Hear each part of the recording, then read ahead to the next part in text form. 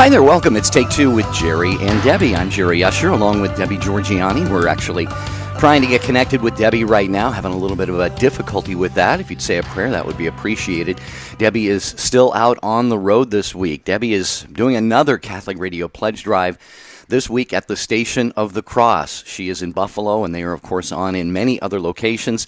So, as always, I got to get that plug in there for you to support Catholic Radio. Please be generous to EWTN and to your local Catholic radio station. I was in Portland, Oregon at Mater Dei Radio last week, where we made the Share-a-thon goal, and Debbie was in Cleveland, where they hit the goal.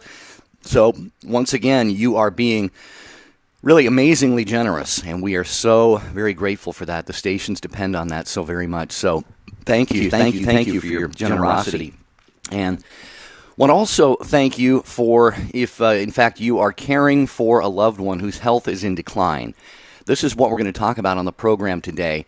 As we go through life, it is inevitable. It is absolutely inevitable that we are going to be in a position of seeing a loved one, a parent in many cases, a mother, a father, maybe a grandparent, maybe a sibling, a spouse, maybe it's a child, somebody whose health is declining for whatever reason, and God has providentially placed you in the midst of that as at least one of the people who is caring for that individual.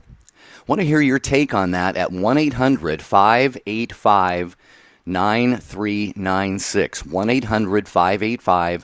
1-800-585-9396. And it's going to be, I think, an impactful program. We all know people who are aging and declining in health, even some who are, like I say, are not particularly old, but who, for reasons known to God alone, are kind of, losing their grip on life. It could be a disease. It could be a lot of people are dealing with relatives who have things like Alzheimer's right now or Parkinson's. I saw my sister, as you know, die of cancer earlier this year. Could be just about anything else. We're all mortal. It's going to happen to each and every one of us. But were you ready? If this has happened to you, did it kind of catch you by surprise? Were you jolted when this happened? Kind of out of your normal life routine, mentally, psychologically, and so forth. And how have you been able to hang in there? If you're caring for someone who's battling hard to stay alive, or maybe they're not dying, but just lost their virility or their mobility and things like this. 1-800-585-9396. As always, your takes drive the program. Do you find you get discouraged sometimes? You're pouring your heart and soul into helping this individual, and you're just wondering, wow, it's just taking it out of me, and I'm just getting really discouraged. Or maybe there's an emotional component to this. You're looking at, say a parent, a man looking at the aging, the declining of his father, for example. This man that he's always known was virile and active and strong, and they went hunting and fishing and played ball and all this stuff. And now it's going to come. The time is going to come when he's going to start to fail in his health as he ages, and you're seeing him kind of lose a lot of that, the ability to be active and things like that. And maybe just there's an emotional connection, an emotional component to that, where you feel a little bit of yourself is kind of failing. Or, if a parent dies, sometimes there's that grieving, like, man, a little bit of me just died as well. So if that has been your experience, you could really help other people who are going through similar situations. 1-800-585-9396. And maybe the key question is, how do you take care of yourself? How have you managed to find that balance between being there, being available, being ready, helping out somebody whose health is declining, they're aging, maybe they've since passed away. How do you take care of yourself? You gotta put your own oxygen mask on first, as they say, before you can help somebody else. So let's talk about this. Share your experience of being involved in watching over and helping care for someone who's aging and maybe has passed away. The number is 800-585-9396. This is Father Joseph Mary. This is Dr. Ray Guarendi, host of The Doctor Is In. Hello, this is Bishop Mike Siss from the Diocese of San Angelo, Texas. Thank you for listening to the EWTN Global Catholic Radio Network. What What's stopping you from becoming a Catholic? Why can't women become priests? I don't understand why I have to earn salvation. How is it possible that God created everything? Why do I need to confess my sins to a priest? Why is the Catholic Church so unwilling to The Catholic Church is too rich. Catholics worship Mary and are committed. As far as I'm concerned, all religions are equal. You are called to communion with Dr. David Anders. Today, 2 p.m. Eastern, on the EWTN Global Catholic Radio Network. Listen to EWTN Radio day or night. Audio on demand brings you your favorite EWTN programs, prayers, and devotionals instantly to you for free. Visit EWTNapps.com and get started today. Living the Beatitudes with Father Bjorn. Blessed are those who mourn, for they shall be comforted. This strange beatitude reminds us that Jesus is challenging us with his ways to heaven on a new exodus. We're leaving behind the Egypt of this world to find the eternal paradise of heaven. When we tend to think of happiness, we tend to think of it in a self-centered way, a possession of a temporary good or passing fancy. But Jesus is calling us into eternal happiness. And actually, morality is a search for happiness, says Dominican priest Surveys Pinkers. We're looking to be happy, and a lot of times we end up at dead-end roads that don't lead us to where we want to go. How can we be blessed when we mourn? In sorrow and difficulty, hardship and cross, we are called closer to Jesus. It's God's fingerprint in our heart reminding us that we're made for eternal happiness. Blessed are those who mourn, for they shall be comforted. EWTN. Live truth. Live Catholic.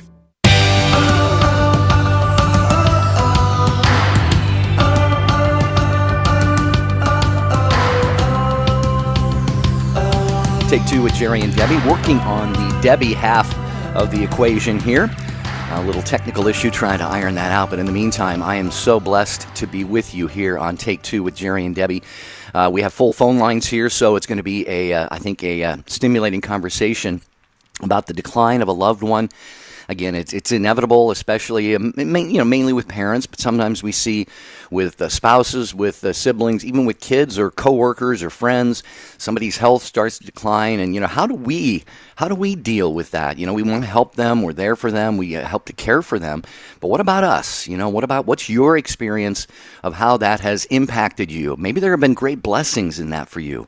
Maybe you just have come through a situation like that, just feeling like you've grown tremendously in your faith, or God has blessed you in various ways because of your generosity. 1-800-585-9396. We're going to go to Mary. Start off with Mary in Urbana, Illinois, listening to Holy Family Radio. Take two with Jerry and Debbie. Hi, Mary. Welcome. How are you? Hi, Jerry. Thanks for taking my call. Anytime. I think this is a topic you're going to get a lot of calls on. Yeah, already. And my call, yeah, I know. And I wanted to get in right away to make it kind of a positive, put a positive spin on it, because my brother has been suffering from early Parkinson since he was 45 years old. Sorry about that. He is now 65, I think, this month. And for a time, he was here near me in an assisted living facility. I was going nuts with him. His wife had pretty much been finished with him. He's an impossible person anyway. Well, the Lord had really worked on her, and she took him back, and now she has taken him back into her life, into her home, and I think they'll probably be remarried. She's his caregiver. Wow. And this is so huge. If you knew what a sacrifice this is for someone who is ill. I mean, my brother, he just took a fall this morning. He was in the ER. I think he's still there. And I just found it really hard to deal with him. And yet my sister-in-law has done this, and she has grown stronger. Wow. Every time I talk with her, she praises God more and more. Wow, Mary. That's kind of hits on what I was just saying right there coming out of the break. I mean, what blessings have there been in this for those who have taken care of somebody in their declining health, and what a beautiful, beautiful gift. And the fact that you said it sounds like, I don't know, if they were separated or divorced, which I think you indicated, that may have melted away in this. I mean, see, when we do kind things, great things, heroic, sacrificial things. God's grace enters into that very, very powerfully, as you're describing here, Mary. And as you said, it's possible that they may even sort of get reunited in the bond of marriage. Yeah. Wouldn't that be a beautiful blessing? It really would, because I think, the lesson to me there, Jerry, as I looked at what Irene has done, it's like you look for things in your life to make your life more comfortable, to make your life more pleasant, and yet when you make a sacrifice of yourself and you give, the fruit is immense and it's beautiful. And she realizes that, that the giving and the loving is what you're called to, what we're all called to, and what she was called to with my brother. And she is truly at peace. She's not being a martyr. She really, this is what life is for the Christian. Yeah. You mentioned her name, Irene, I believe you said. Would you mind sharing your brother's first name so we can pray for him as well? Yes, Irene and Jim. And Jim is also far from the church at this point in his life.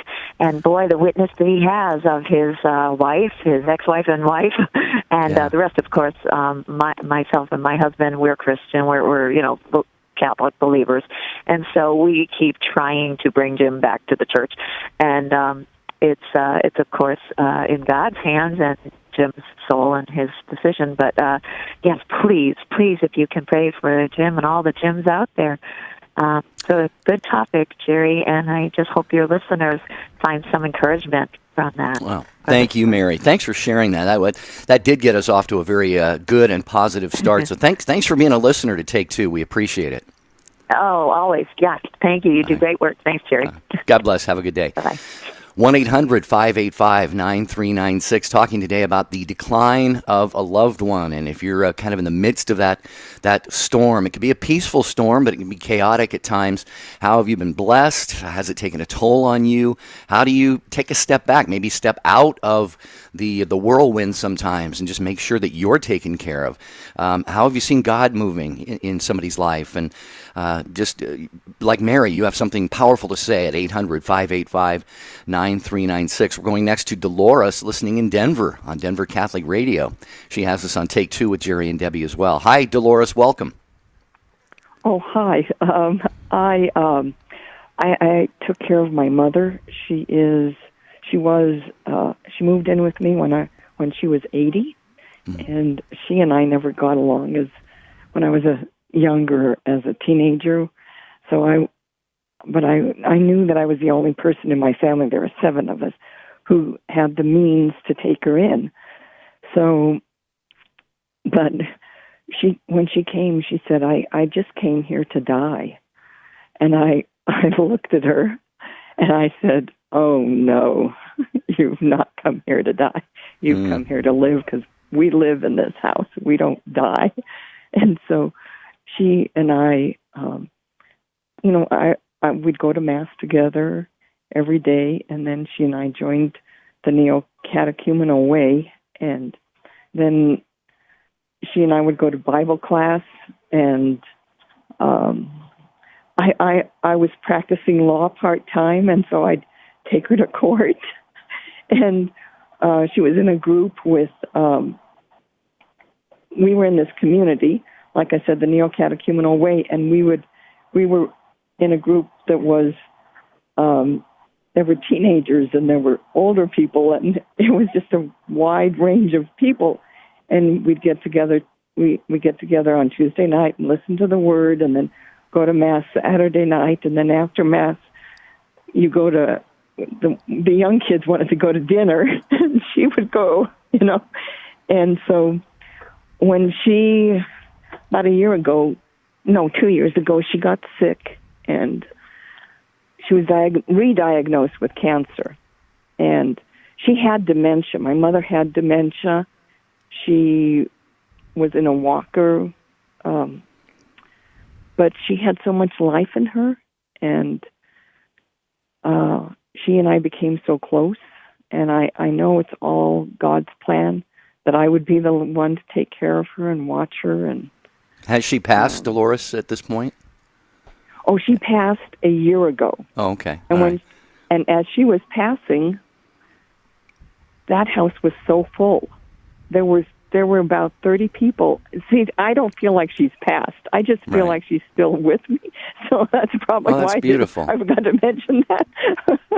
But she Dolores, is, before she came to live with you, what it sounds like to me is she had kind of lost that desire to live, and it was re-injected into her. She had that she was at that psychological place of just saying, I just want to die, because life is not worth living anymore.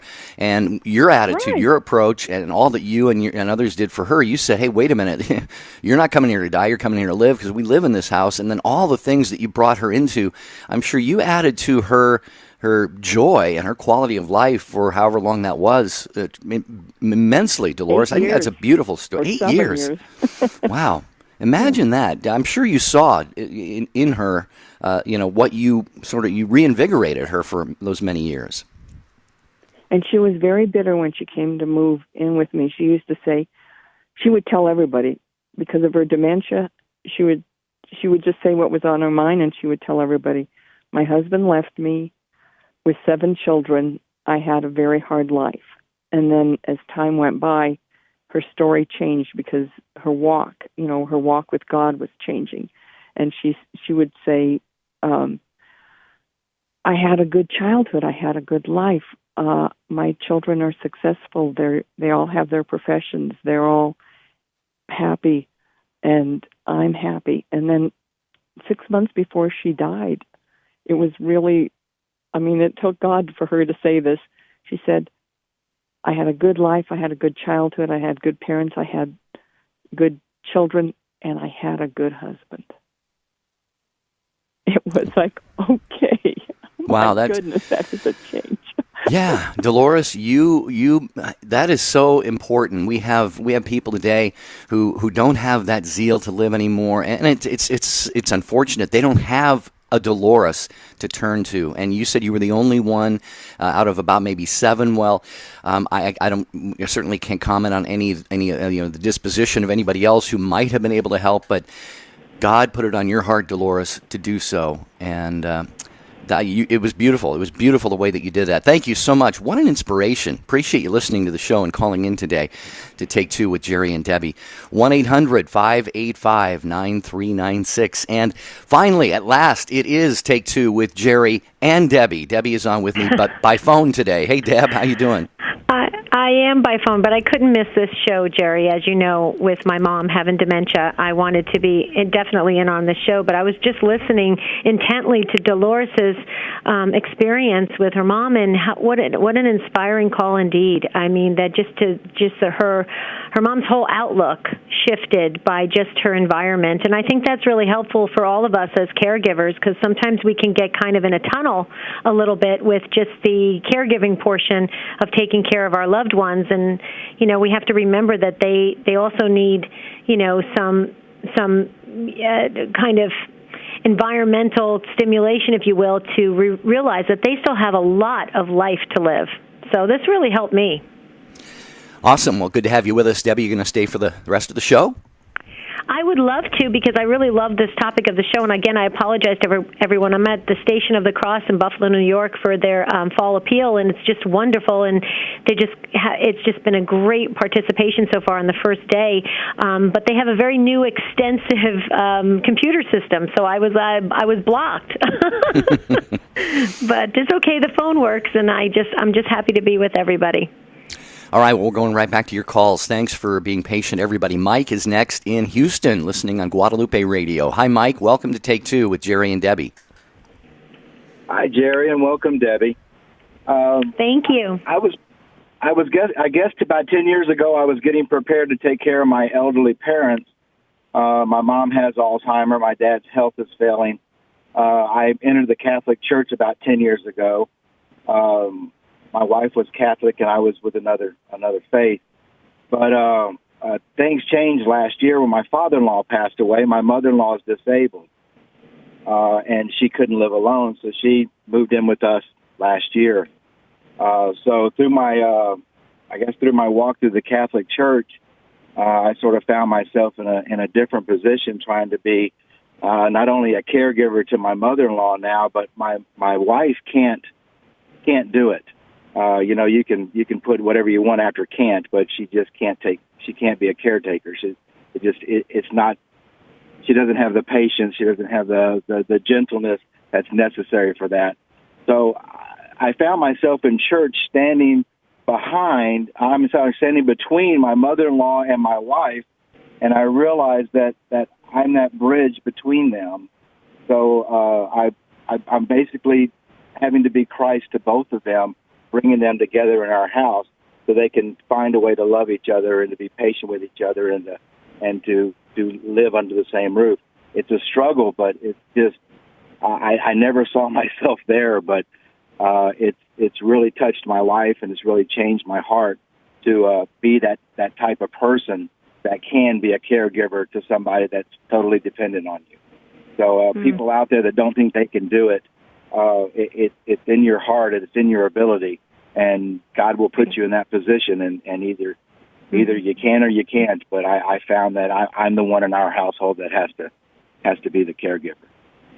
That's really interesting, Mike. So let me just get this completely clear for all of us who are listening.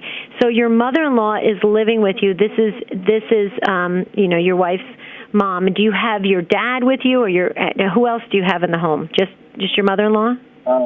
It's just my wife and I, and we were at that retirement age where we were looking forward to the empty nest, and right. My parents live a couple of blocks away, and so they're still able to function by themselves, but I'm there every day checking on them and doing the small things like taking out the trash and whatever needs to be done. But right. They're still able to live in their house together. Okay, so you're doing all of that as well, and also being the one in your own home with your mother-in-law, and I get that. And the thing that I find very helpful with your story, Mike, is that you shared that your wife doesn't have those kinds of gifts or qualities, if you will, to be that caregiver, and so you're stepping in as the person that has that ability to do that. And I think that's really important because not everybody has, and there's nothing wrong with it. I have friends who one sister was able to be the caregiver, and the other sister was more of just an emotional support to her, and she couldn't really be a caregiver to the mother because she didn't have those traits to be able to handle it. And there's nothing wrong with that. There shouldn't be really any guilt to that or anything, because you'd rather have somebody recognize their limitations than to try and fill that role and become resentful and bitter and angry, and that's not good. So I think what you're doing is not only saintly in many ways. I just think it's very needed. And like you said, you have the skills to be able to handle it. And my only concern for you is that I hope you're taking care of yourself, because you also need somebody to take care of you in the sense, even if it's just that emotional support. So I hope you're doing that. Right, and that's very important too. And I do. I find myself very much immersed into this, and then I can step back. And there's another sister involved that comes in every other weekend and takes over. My wife and I, we have date night, and we support each other. It's just the message is very true, Debbie. There's people that do this without having resentment, without feeling like it's a burden, and you have to realize some people can and some people can't. And once you realize that, then you can step in and do what you can and feel good about what you can do, and you can help the others that can be supportive in a different way, be a part of that growth, that environment, that loving environment that you can create by being the person that can step in and do that. So you're right, Debbie, right, very exactly. important. Yeah, exactly. Everybody plays their role, and that's the interesting thing. I mean, sometimes you just need somebody who can come in with a little comedic, humor just to break things up or make it fun. So everybody brings what they can to the table, and I think the more you have support, the better off it is, especially if you're the primary caregiver. Mike, that is really a great story. I'm keeping a list of everybody and everybody that called in today just to pray for all the caregivers and their spouses and their family members, because it does take a lot of energy, and so we're going to add you to the book, Mike, just to make sure you keep up that stamina, and you're doing such great ministry work. I'm sure you know that already, but it's a ministry. It's a beautiful ministry, so thank you for that, Mike. Yeah, thanks, Mike. Appreciate the call very much. I can't add to anything that Debbie said. And Mike, it's a beautiful story. Appreciate you sharing it here on Take Two with Jerry and Debbie. 1-800-585-9396 is our number. Martin, hang on. You're going to be next, and I can't wait to get to Martin.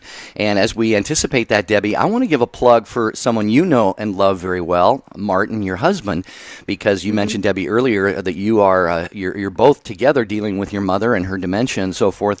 And the show I'd be remiss we would be remiss if we didn't mention how very beautifully Marty, your husband, has stepped in, and even while you're away from home right now. You know, he's visiting your mom and taking care of her, and he is doing heroic saintly work. So I just want to make sure that he gets a good plug today.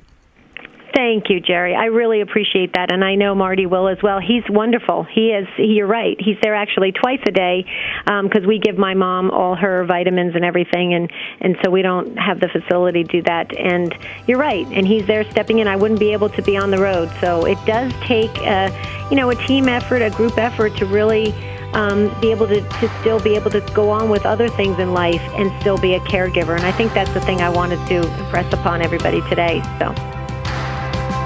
Okay, Take Two with Jerry and Debbie. Coming right back.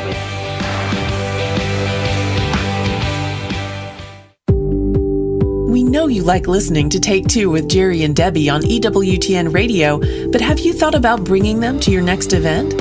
No matter what type of event you're hosting, parish mission, conference, or retreat, trust Jerry and Debbie to make it come alive.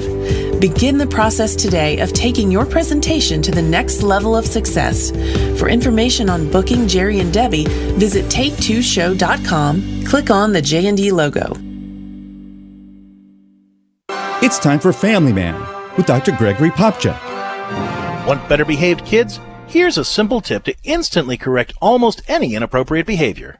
Instead of lecturing or wasting time developing increasingly strict or creative punishments, use do-overs to help your child learn to speak and act more appropriately on the spot. For instance, if your child speaks disrespectfully, insist they choose better words and a better tone and make them say it again until they express themselves well. Another example, if your child does a chore sloppily, require them to start over from the beginning, as many times as necessary, until they can demonstrate they know how to do the chore to your expectations. You don't need to yell. Let the do-over do the talking for you. And when they succeed, remember to compliment their effort. Good discipline teaches kids what to do, instead of just telling them what not to do. For more tips to make parenting easier, check out Parenting with Grace. I'm Dr. Greg Popchak, but you can call me Family Man. To discover more ways faith can enrich your life, visit CatholicCounselors.com.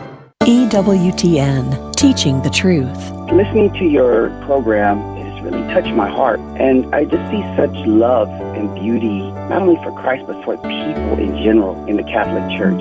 And now I feel like I need more. I want to serve God more. I feel it so much that He's given me a gift to serve and to touch people, to love people.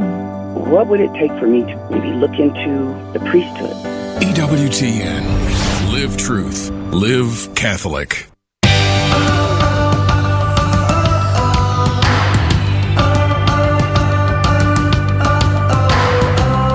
Well, we probably should have titled this show Take Two with you and Jerry and Debbie, because you, our listeners, really is. It's your show. It's your stage, if you will. Maybe I shouldn't put it that way, but it's your platform to be able to discuss with one another and really inspire and encourage one another in this journey of life. And so we like to just present this opportunity with you. And today we're talking about the decline of a loved one. Maybe you have someone in your life very close to you who you've always known as someone very active, vibrant, virile, active, all of this stuff. And maybe in their later years, perhaps not so old, but still kind of losing that, declining, maybe because of an illness or an injury or something, and you're just kind of watching that, and how is that impacting you, and how are you involved in caring for them, the emotional part of it, and all of that? How do you take care of yourself? Has God been in the midst of it and blessed you or them in some way? 1-800-585-9396. Okay, Martin, thanks for holding on through the break there in Guadalupe, in Houston, also listening to Guadalupe Radio. Hi, Martin. Welcome to Take Two with Jerry and Debbie. Hi, Jerry and Debbie. Thank you for taking my call. You're welcome. I just wanted to mention, I've talked to y'all before. I lost my mom a year ago in May, And I found that, when I was doing difficult tasks, I would always start, of course, praying, and I would talk to God. And I lived a completely different lifestyle when I was younger, in my early 20s.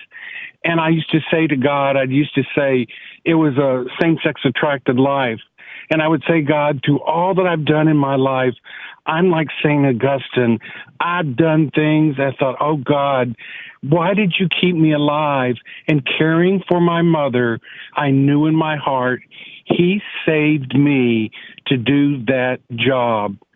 And I used to think on the hard things, I would think of the Stations of the Cross where, it was, since my crown of thorns, but I loved it so much because I was doing what I was doing out of love. And I talked to my brother who's in law enforcement, and he said, I could never do what you did, Marty. And I said, when we'd had this conversation, he took care of her business aspect, and I could have never done what he did. So you're so right when it said, I think he couldn't do what I did because he's so sensitive. He's such a good guy that it would have been too overwhelming for him, where I have a little tougher edginess about me, and I just got in there and did the job, but it still hurt because you see them change so much. But it made me such a better person. I loved her even more, and I never thought I could live in this world without that woman. And when her death was so beautiful, it proved to me the Lord said, just trust me, Marty. Just trust me. Wow. Marty, I'll call you Marty since you just called yourself Marty.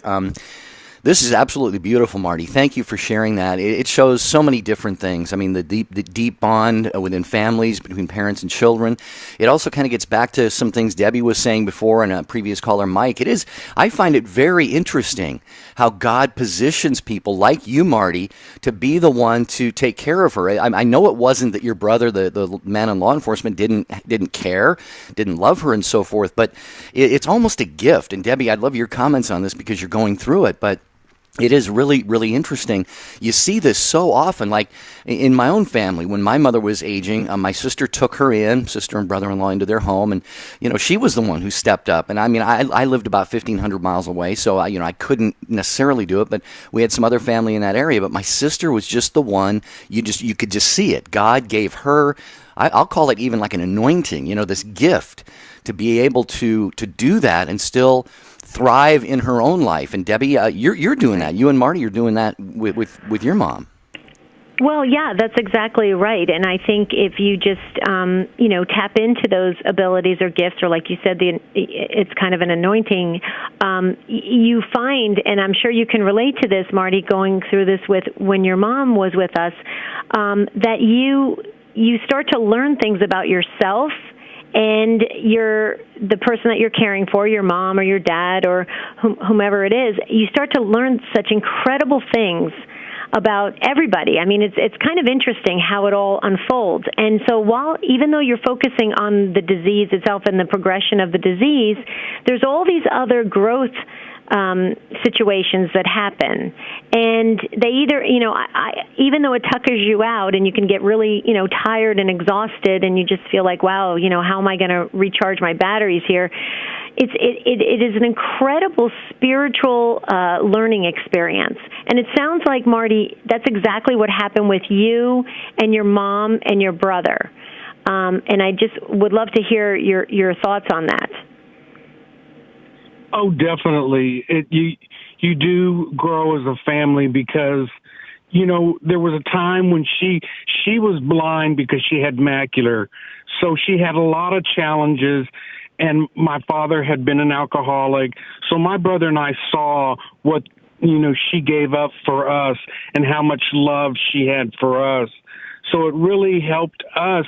I always told her when she got to the point, if I, was doing some real hard struggles, she would take my hand and say, oh, baby, just I would understand. Put me in a home. You need to live your life.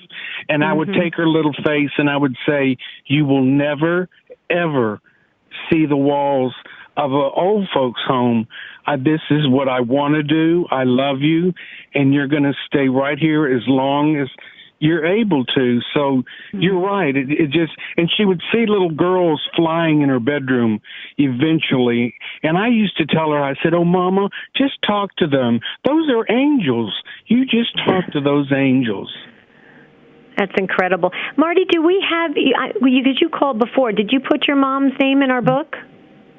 I have talked to y'all before, and I'm sure you probably put it in there. So, it's okay. Would you like to give it to me again, just to make sure?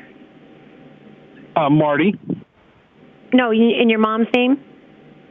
Rosemarie. Rosemarie. Okay, I just want to make sure. How beautiful. Well, thank you so much for that amazing call and your life story. I think it's very interesting. Jerry, I just wanted to say real quickly, I think something that happens, I think, quite frequently, and I learned this just from being around my mom and my dad and going through what they went through, and then also the people that are in my mom's memory care facility, which is just phenomenal in Arizona. And it's interesting. The folks constantly will say they're sorry.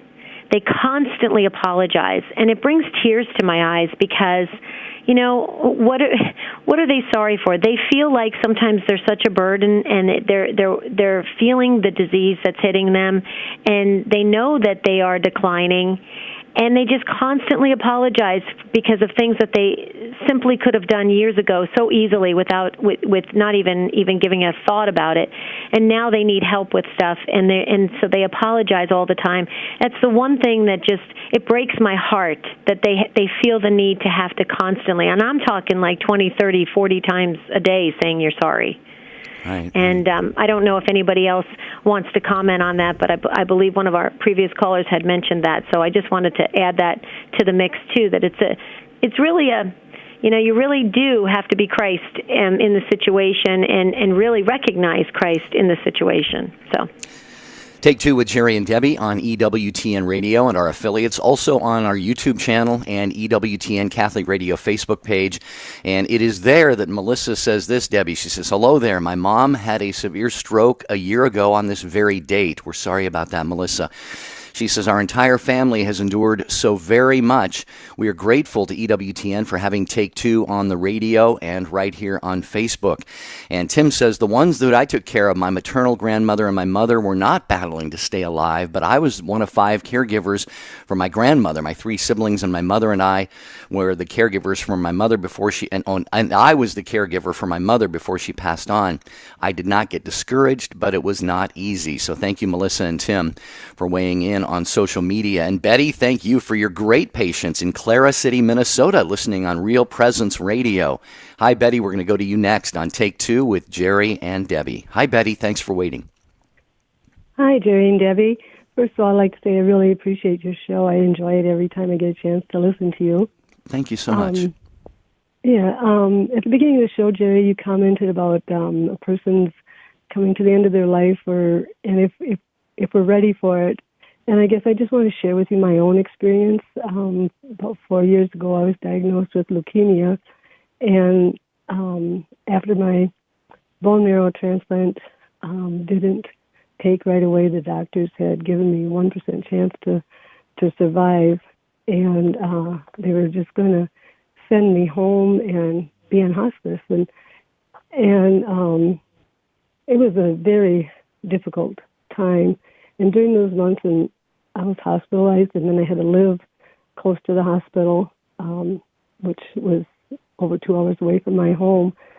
I just found that I had to give it all to God, and that the rosary had become my favorite prayer. I asked my kids to bring my mom's rosary for me, and in fact, my parish priest had come to visit one time, and he asked my kids, he says, does your mom want to pray for a peaceful death, or does she want to pray for to recover, and I know they all said, well, I know she wants to recover, and so that's what he anointed me with. I didn't gave me the anointing of the sick for a full recovery, and I had my family and my friends were in my parish, my whole community were supporting me through this whole time. And I know, it was such a hard time, but I was always at peace with it. I just found so I was so amazed at how God had just allowed me to be peaceful about it. I knew that I wasn't sure if I was going to go home or what the outcome was going to be. And but I just gave it to God. I prayed the rosary all the time. In fact, I was very involved in my parish and the youth. And one Wednesday night at religion, they all gathered at church, and they had it on the TV so I could watch it, and they Skyped me, and they prayed the rosary, and I got to pray the rosary with the kids. And it was just, How are you doing today, Betty? I mean, where are you today, Betty? It sounds like an amazing story, but are you in remission or what? I mean, you said it's been 4 years. Yeah. It will be 4 years in November that I had my transplant, and I'm back to work. I'm doing great. It's just amazing that God pulled me through, and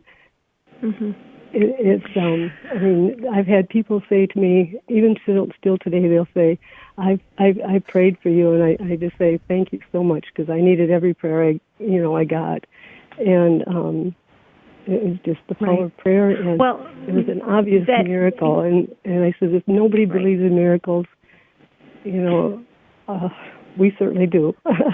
Yeah, absolutely. Well, Betty, I just want to let you know I added you to the book because we want you to continue to have great health, because you have a lot to share. You have a lot to tell people about the power of prayer. And when you said that you were praying the rosary, and that was your method of really, you leaned on the rosary, and it sounds like, and you really, it was your lifeline. And how perfect of a miraculous story of yours, because it comes right after the 100th anniversary of the Miracle of the Sun of Our Lady of Fatima, which was just on the 13th, a few days ago.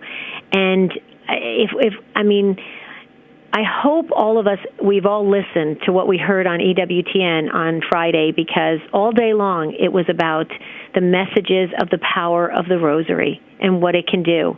And your story, your life journey, is exactly what we needed to hear today, because we must be keeping the messages of, the miraculous strength and the miraculous power in the rosary, just by means of bringing comfort and bringing, and then in your situation, bringing incredible healing.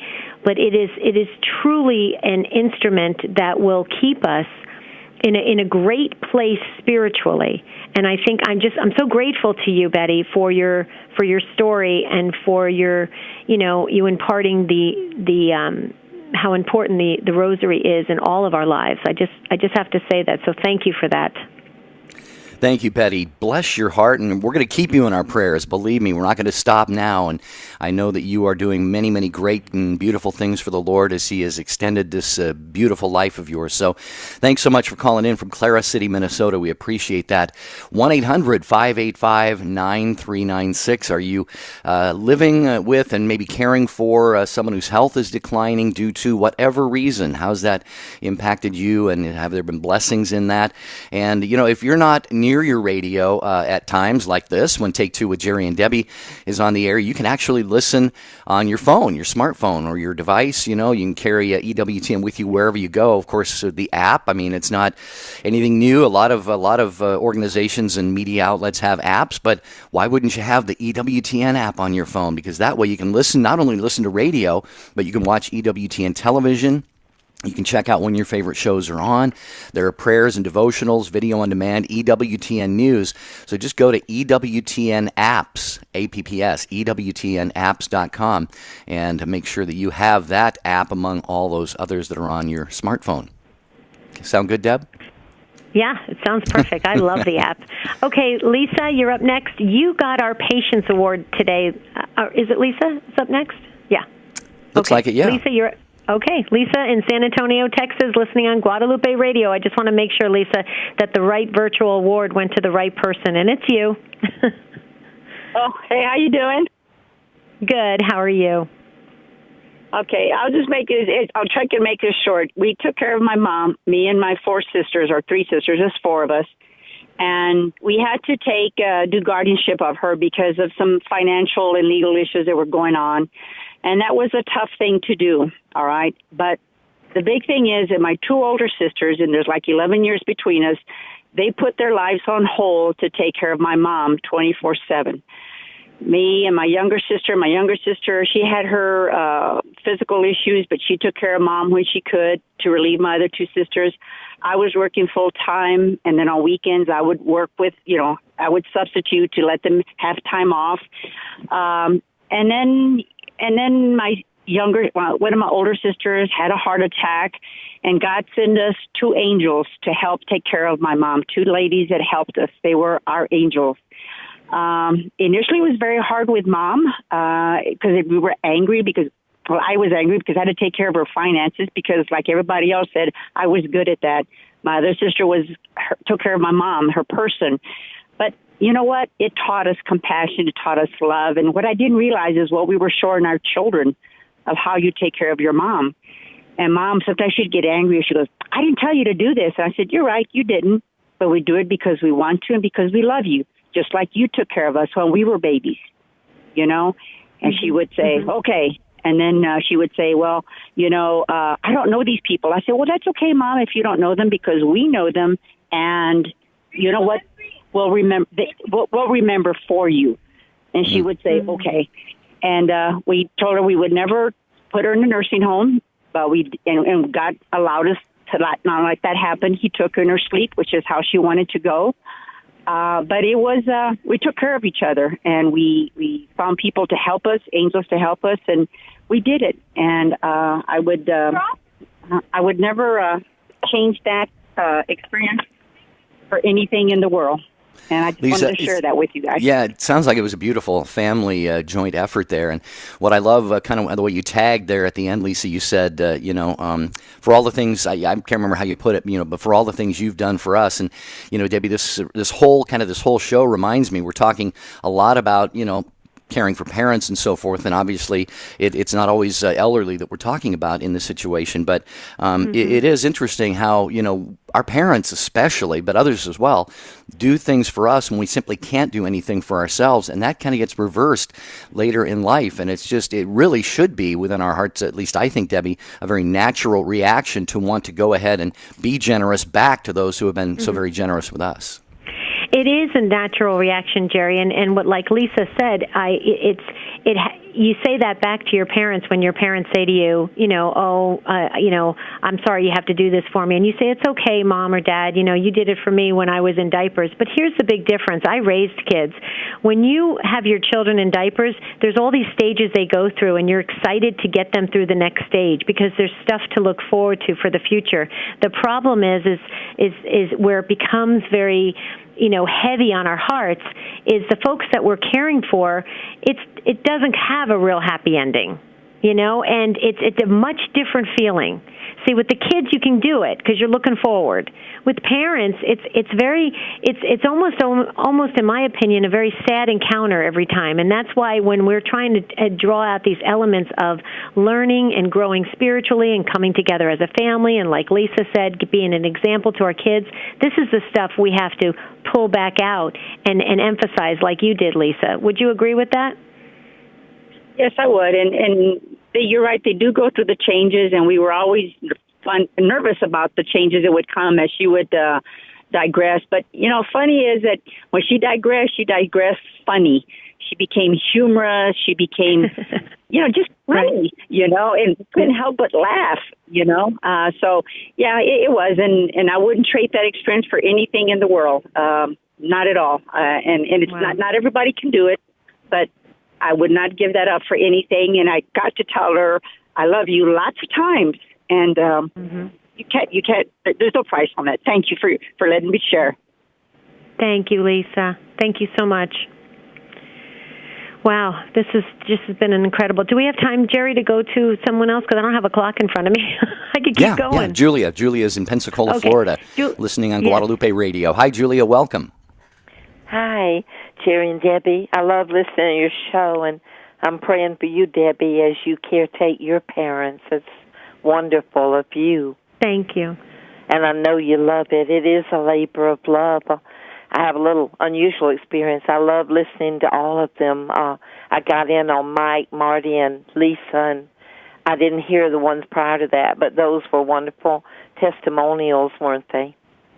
And very much. I had 4 elderly people in a row, sometimes 2 at a time, and then I say in a half, because we took in a lady, my dad and me, at the end there, even though I was nursing, caretaking him. This lady that went to a church where we'd gone was being abused by a son who was an alcoholic, beating his mom on weekends, so we'd rescue her on weekends and have her spend the weekend with Dad and me. It was quite a labor, 31 years straight, Debbie and Jerry. Wow. Yeah, and my mom had been sickly when I was young and then had severe bone disease, osteoporosis, so she went into that early on at 37. Then my grandmother, who'd lived with us, had died, Granny had, when I was 7, and my great-aunt Susie, my mom's aunt and my great-aunt, had become my grandmother figure. And the oddest thing, I'd always walked around the place and promised her at the cottage, I'll take care of you one day. When I was a little 7-year-old girl and 8, 9, 10, I'd tell her, one day I won't let you go to any home. And I believe the Lord Jesus allowed me to do that. So I was nursing Mom across town, then running to Aunt Susie and being the caregiver for her constantly, and then working. Blessedly, the Lord put me in elementary school system with the kids, the first one right near Aunt Susie. And after she went to heaven, second one back near Mom, where I had to bathe and dress, and I know Debbie will relate to this and the others listening. I had to powder Mom and drag her on my back. Later, a hurricane came, which is known in Florida, and renowned in Florida. And my dad, we went through that at the end, and I took in a pastor, an elderly pastor that no one would take care of, who'd lost his wife 3 weeks prior to me meeting him, and I took in Brother Pendleton and loved him and was instrumental in caring for him at the same time as Mom. It had been Mom and Aunt Susie together, then Brother Pendleton and Mom, and then Dad, and then Sister Manning, part-time. Well, Julia, forgive me for the sake of time. We're going to end the show here pretty soon, but it sounds like you have multiple times stepped into a situation where there was a great need, and especially getting that one individual out of that abusive situation with her son. How horrific that must have been. Even during the week, you said you took her in on the weekends and so forth. Bless you for that, because had she not had that to get away from, it would have been probably so much could have been horrible. So God bless you for that. But Debbie, also all of the other situations that Julia has helped out with, and God putting her in, even a work situation that kind of helped to facilitate that. See, God puts all the pieces together in situations like this. Yeah.